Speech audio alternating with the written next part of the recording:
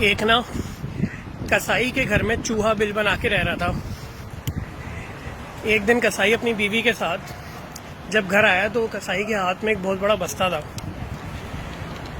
चूहे ने जब अपने बिल से वो बस्ता देखा तो चूहा सोचने लगा इसके अंदर ज़रूर कोई खाने की मज़ेदार सी चीज़ होगी। लिहाजा वो बिल से निकला और कसाई के पीछे टुक टुक टुक टुक टुक चलना शुरू हो गया। कसाई ने जाके वो बस्ता एक मेज़ पे रख दिया। अब चूहा तजस्सुस का शिकार हो गया कि ये मेज़ पे रखे हुए बस्ते सब क्या निकालेगा। कसाई ने बस्ता खोला और खोलने के बाद उससे एक बहुत बड़ी सी चूहेदानी निकाल के मेज़ पे रख दी। चूहे ने चूहेदानी देखी और कहने लगा, ले भाई मेरे नसीब फूटे, मेरा तो कट गया। अब उसी कसाई के घर में एक कबूतर, मुर्गा और बकरा भी रहता था। लिहाजा चूहा परेशान हाल के अंदर भागा भागा कबूतर के पास गया और कहने लगा, कबूतर मियाँ तुम्हें पता है कसाई हमारे घर में एक चूहेदानी ले आया है। कबूतर ने कहा, तो मैं क्या करूँ, मैं तो फंसूंगा नहीं चूहेदानी में, तू ही फंसेगा भाई, तो ये तेरा मसला है, मेरा मसला तो है नहीं। चूहे ने कहा अच्छा। चूहा भागता हुआ मुर्गे के पास गया, कहने लगा, मुर्गे तुझे पता है कसाई हमारे घर में एक चूहेदानी ले आया है। मुर्गा थोड़ी देर संजीदगी से सोचता रहा, उसके बाद कहने लगा, यार तू मरेगा, मैं तो नहीं मरूंगा, तो ये तो तेरा मसला है, तो मुझे आगे क्यों बता रहा भाई, अपने काम से काम रख, तेरा मसला खुद जाके देख। चूहा परेशान हाल होके आखिरकार बकरे के पास गया और कहने लगा, बकरे अब तुम ही देखो, कसाई हमारे घर में एक चूहेदानी ले आया और हम क्या करें। अब बकरे ने सोचा और क्या कहने लगा, क्या मतलब हम क्या करें, तूने मेरा साइज देखा है, अब मैं को कोई चूहेदानी में फंसा नहीं रहा, ये तेरा मसला भाई, तू मरेगा। चूहा परेशान हाल जाके अपने बिल में बैठ गया। थोड़ी देर बाद कसाई की बीवी वो चूहेदानी लाके बिल के पास रख देती है। अब चूहा देख के घबरा जाता है। चूहा कहता है, जैसे ही मैं बाहर निकलूंगा ये चूहेदानी में फंस जाऊंगा, लिहाजा मैं सारी रात बाहर नहीं निकलूंगा। अभी चूहा सारी रात अंदर बैठा ही होता है कि अचानक से देखता है कि घर में एक सांप, जहरीला सांप रेंगना शुरू हो जाता है। सांप देखते देखते अचानक से अंदर चूहेदानी में आता है और वो फंस जाता है।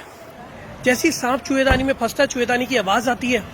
आवाज़ से कसाई की बीवी जो बेड पे लेटी होती है अचानक से रात के इस पहर जाग जाती है और खुशी से कहती है, लो चूहा फंस गया।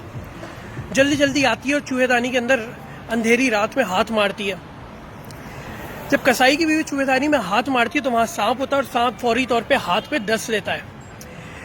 जैसे ही सांप उसके हाथ में डसता है वो चीख मारती है, जिससे कसाई भी उठ जाता है। कसाई भागा भागा आके देखता है तो उसकी बीवी के हाथ में सांप का डसा होता है। वो घबरा जाते हैं और कहते हैं तो मर जाएगी। फौरी तौर पर उसको लेकर हकीम के पास जाते हैं। हकीम साहब सो रहे होते हैं। हकीम साहब को हिलाते हैं, जगाते हैं, कहते हैं उठो मेरी बीवी मर जाएगी, जल्दी से इलाज कर दो। हकीम साहब उसका हाथ देखने के बाद कहते हैं इलाज एक ही सूरत मुमकिन है, फौरी तौर पे कबूतर का सूप पिलाना पड़ेगा। जैसे ये होता है कबूतर साहब कहते हैं, लो भाई मेरा भी कट गया। और इस तरह कबूतर साहब की कुर्बानी होती है, बलि चढ़ती है और कसाई की बीवी को सूप बना के पिलाया जाता है, जिससे उसको थोड़ी शिफा मिलती है। जब कसाई की बीवी को थोड़ी सी शिफा मिलती है तो रिश्तेदार उसको पूछने आ जाते हैं। जब रिश्तेदार आते हैं तो खाने का इंतज़ाम करना होता है, लिहाजा मुर्गे भाई की बारी आती है और मुर्गे भाई को काट के मेहमानों को खिला दिया जाता है। इस तरह मुर्गे भाई का भी कट जाता है। कुछ अरसे बाद कसाई की बीवी मुकम्मल तौर पे शिफायाब हो जाती है और कसाई को बहुत खुशी होती है। लिहाजा वो फैसला करता है कि अब मैं पूरी बरादरी को दावत दूंगा।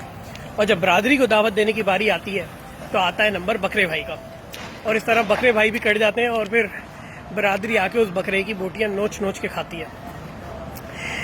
कहानी से सबक ये मिला कि जब कोई आपके पास अपनी मुश्किल में आए तो ये सोच के उसका साथ देना ना छोड़ो कि ये उसका मसला है।